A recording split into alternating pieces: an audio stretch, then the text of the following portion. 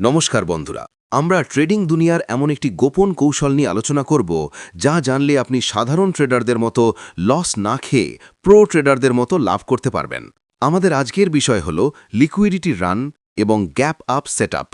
সহজ ভাষায় বলতে গেলে যেখানে সাধারণ মানুষ ফাঁদে পড়ে, স্মার্ট মানি ঠিক সেখান থেকেই এন্ট্রি নেয়। চলুন পুরো বিষয়টা একদম সহজভাবে বুঝে নেওয়া যাক।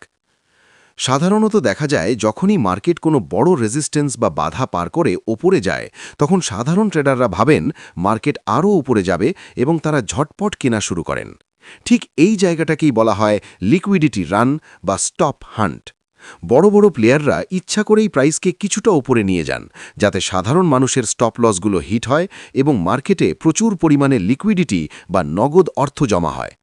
এর সাথে যখন আপনি দেখবেন মার্কেট গ্যাপ আপ দিয়ে ওপেন হয়েছে, তখন বুঝবেন সেখানে একটি ফেয়ার ভ্যালু গ্যাপ বা ইমব্যালেন্স তৈরি হয়েছে। মার্কেট যখন খুব দ্রুত মুভ করে, তখন পেছনে কিছু অসম্পূর্ণ জায়গা রেখে যায়, যা পরবর্তীতে মার্কেট পূর্ণ করতে ফিরে আসে।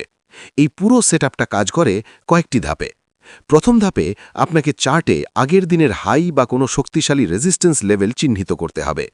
দ্বিতীয় ধাপে লক্ষ্য করবেন প্রাইস হঠাৎ করে সেই লেভেলটি ভেঙে ব্রেকআউট দিচ্ছে।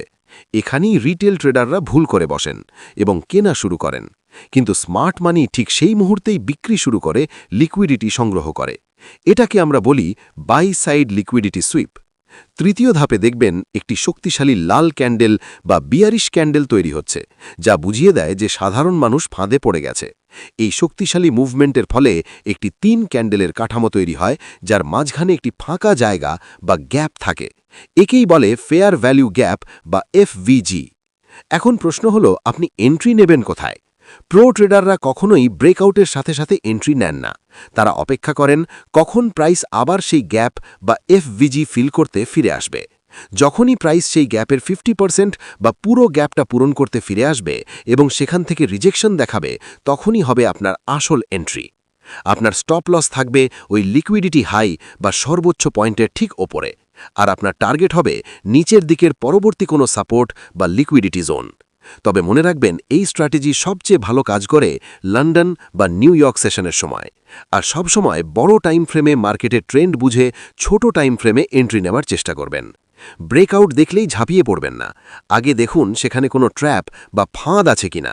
ফাঁদ বুঝতে শিখলেই আপনি স্মার্ট মানির সাথে ট্রেড করতে পারবেন। আশা করি আজকের এই বিস্তারিত আলোচনা আপনাদের ট্রেডিং ক্যারিয়ারে অনেক কাজে লাগবে। যদি ভিডিওটি ভালো লেগে থাকে এবং এরকম আরও স্মার্ট ট্রেডিং কৌশল শিখতে চান, তবে আমাদের চ্যানেলটি এখনই সাবস্ক্রাইব করুন। ভিডিওটিতে একটি লাইক দিন এবং বন্ধুদের সাথে শেয়ার করতে ভুলবেন না।